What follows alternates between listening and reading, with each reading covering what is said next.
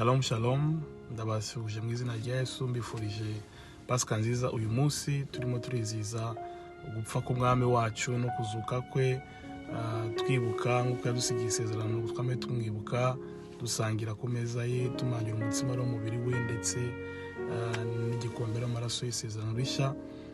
Nubwo dukingiranywe ariko mugomba kumenya neza ko ibi bihe turimo byigeze no kuba ku Bisirayeli ubwo bari muri Egiputa bikingiranye, basangira umwagazi w'intama ndetse bashyira amaraso ku miryango yabo. Muri ibyo bihe bari barimo bari bakingiranywe ari imiryango yonyine gusa mu mazu, basangira umwana w'intama, bizihiza Pasika, bitegura kugenda mu rugendo, bitegura amasezerano.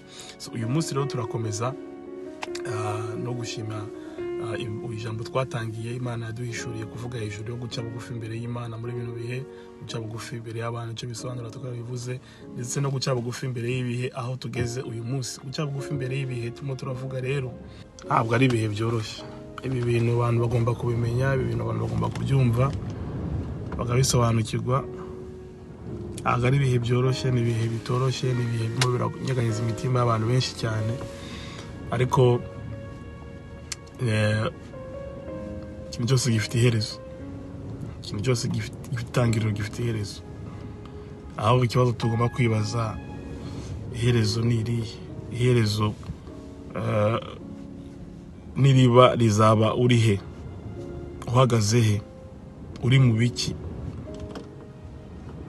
Umeze gute? Ibi bihe bizagusiga uri he? Uhagaze he? Uri mu biki? Nicyo kibazo twari dukwiye kwibaza. Twihutire kuvuga ngo Mana, ngo ibi bihe Mana bimvanemo, ibi bihe bihindure biri mu isi, bihindure Mana. Niryo sengesho ry'abantu benshi barimo barasenga muri iyi minsi. Ariko ibihe Bibiliya avuga mu gitabo cya Zaburi, Dawidi yavuze ngo ibihe byanjye biri mu biganza byawe. Guca bugufi muri bino bihe tumaze iminsi turiko turaganiraho, iki kintu tugucyumve bene data. Ibihe by'abera, ibihe by'abantu bize guca bugufi, nk'uko twabivuze, guca bugufi imbere y'Imana, kwakira icyo Imana yakugize muri Yesu. Abo bantu bene abo ngabo iyo bakiye muri ibyo bihe, deja ibihe byabo biri mu biganza by'Imana. Iyo Imana yabirekuye ibihe bikaza, mwumva ukuntu Zaburi 25 umurongo wa 9 uvuga ngo azatuyobora mu byo gukiranuka, ngo abicisha bugufi azabayobora mu byo gukiranuka, ngo kandi ngo abicisha bugufi azabigisha inzira ze. Ibi ni ibintu bibiri bikomeye ku muntu uciye mu bihe, unyuze mu bihe Imana yarekuye ko anyuramo. Birabanga icyambere ngo azabigisha ibyo gukiranuka, abicisha bugufi. Icya kabiri ngo azabigisha inzira yiwe. Ni kuvuga ibi bihe turimo n'itorero, turi mu isi ariko ntiturabisi. Abize kubaho batari mu isi nubwo bari mu isi, abize kubaho isi itabarimo nibo ndiko navugana nawe. Biravuga ngo uri muri twebwe akomeye kuri turi mu bisi. Mara magambo systeme y'isi, uko isi ikora, uko isi itekereza, iby'isi kiri imbere sibyo umwana w'Imana yagombye gushyira imbere.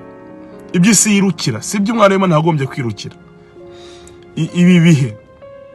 Ibi bihe tugomba kubisobanukirwa. Turimo arakomeye kuri turi mu bisi. Ubwami twakiriye bwo mucyo bw'umwana wayo ari we Kristo, twabwakiye duciye bugufi, tukemera icyo Imana tugize muri Yesu. Tugera ku rwego rwa kabiri rwo gukorera abandi, ariko guca bugufi. Ngo mukorera abandi, ni muke bugufi, mukorera abandi. Gukorera abandi tuba tubuciye bugufi, tubakorera, dukorera abantu. Icya gatatu rero, iyo ibihe byaje Imana ikabirekura kubera ab'Imana, ba bandi bari muri bwa bwami, Imana ikabirekura bifite intego ebyiri mu buzima bwacu. Intego ya mbere ni ukugira ngo bitugeze ku gukiranuka, cyangwa se bizane gukiranuka mu buzima bwacu. Icya kabiri ni inzira. Ni inzira itujyana hano, ni inzira idukura hamwe idutwara ahandi. Niyo mpamvu muri bino bihe rero turi mu bwoko bw'Imana tugomba gusobanukirwa bino bintu bibiri. Hari gukiranuka kurimo kuraza mu bantu batari bafite.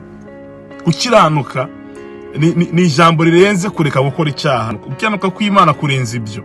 Biravuga ngo Kristo niko gukiranuka kwacu. Imana yaduhaye nk'impano yo gukiranuka, iduha utanga umwana wayo. ntago mbaraga zawe zagutuma ukiranukira Imana. Baba ngo nibyo twagaragaje ukiranukira Imana ngo nubushwambagara mu maso hayo. Nta kintu birimo. Nivuga ngo Kristo twambaye ngo ukianuka kwacu niwe utuma tugaragara nk'abakiranutsi imbere y'Imana. Nivuga ngo nimba ari bo twakire gufite ukakira, uwo nguwo niwe utuyobora muri kugororoka. Niba udushoboza gukiranuka, niba uduha gukiranuka, icya kabiri azatwigisha inzira, ngo azabigisha inzira.